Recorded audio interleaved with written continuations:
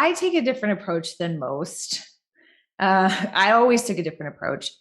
I can't be like sleazy or salesy. I have to be genuine and authentic and have genuine relationships. So a lot of times I stayed away from different things that made it just like, this is what everybody's doing. And it felt very, salesy or inauthentic. So I kind of sticked with the things that just reflected me.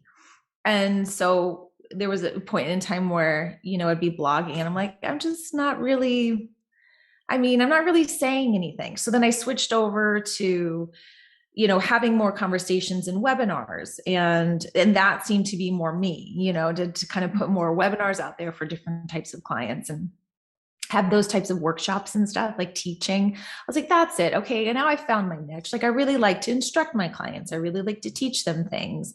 And so I kind of found and navigated where that meant. Almost majority of all my new web clients came from referrals. So I just nurtured my current clients in my list rather than trying to really put out a lot of I did profiles for making everything legit, right? She's a real company, she's a real person, and would engage in that way. But I never wanted to say anything if I didn't have anything to say. And so that's how I played it. I would put out content, especially in my web agency space, when I felt like there was something to say, really focused on my list and nurturing my list.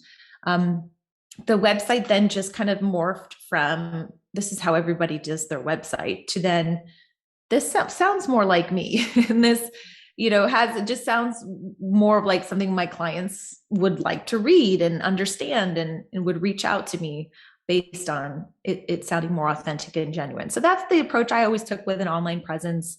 I always say, if I'm talking to people about online presence, I'm always like, if you walked in a room and there was a whole bunch of people there who were potential clients, what would you do?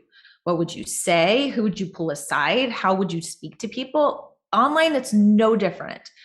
If you enter into a Facebook group and you like jump right in, you're like, hey, I offer such and such services, hit me up. Like, that's like running into a room and being like, hey, I offer such and such services, hit me up. And everyone's looking at you like, what? Like, it's just awkward. Right. Yeah. So I always feel like that you to play it like it's a room, and approach people, start talking to them, build a relationship, see how they're doing, what are their needs. And then it naturally segues into the fact that you do these things. That's how I like to look at it. I don't like to look at it as like a set of rules of things you need to do, but like, if it was a real place with real people, how would you interact with that? Where would you go? What would you do? Would you take a lot of selfies? If that's you, then go for it. But that wasn't me, so I wasn't going to do that. Definitely. I think it's so important to be genuine, because it bleeds through into everything that you say, and people are more likely to trust you, more likely to connect with you as a human being, and be willing to trust you with their money, with their business, if you can stand by what you say. So yeah, I think authenticity is extremely important. Now I'd like to take it and narrow it down a little bit more. So how do you take your online presence and then use it to build a brand? Because while you can be present out there online and exist, how do you make yourself recognizable so that people can see anything that you've created and say, oh, I know that's Christina. Yeah, right. I want to watch it and I want to see it. You have to really figure out who you serve best. So, it's a niche, kind of defining that. And it can be a person, place, or thing. It doesn't have to be, I serve fitness coaches. And I mean, it could be, I serve fitness coaches that want membership websites with courses and who want to actually grow to be influencers, then you got to kind of broaden it a little bit from there. But kind of understanding who you serve is really, really helpful. Then you're able to morph your brand. And I think it evolves. So the trick is, most people starting out, they're like, I must have my niche. I mean, you kind of don't know early on what you like to do and who you like to serve. So it's not a bad idea to start offering like a whole bunch of things and work with all different kinds of people. It's definitely more stressful that way, but you then begin to know like what you do well and where you're skilled at, where you want to focus and things like that. So you begin to niche in certain areas, and then your conversations become more specific. And then that's kind of where the brand comes from.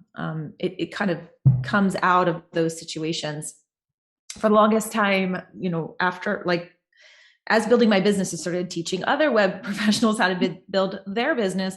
And one of the things I just couldn't stop talking about was website care plans. I just thought it revolutionized everything for me. And I just talked about website care plans every single place I was, and just wherever, whoever I talked to. And I just became known as that person. And then I developed this brand that I kind of run now since selling my agency, which is WP Care Market, which is all about website care plans and client relationships. And that kind of came out of, again, that thing you end up really loving to talk about and are passionate about. And sometimes it takes time, and you can pivot along the way. You may have that thing that you do, and then you change your mind and do something else. So I think that's what you do. You have to niche in order to define what your brand is.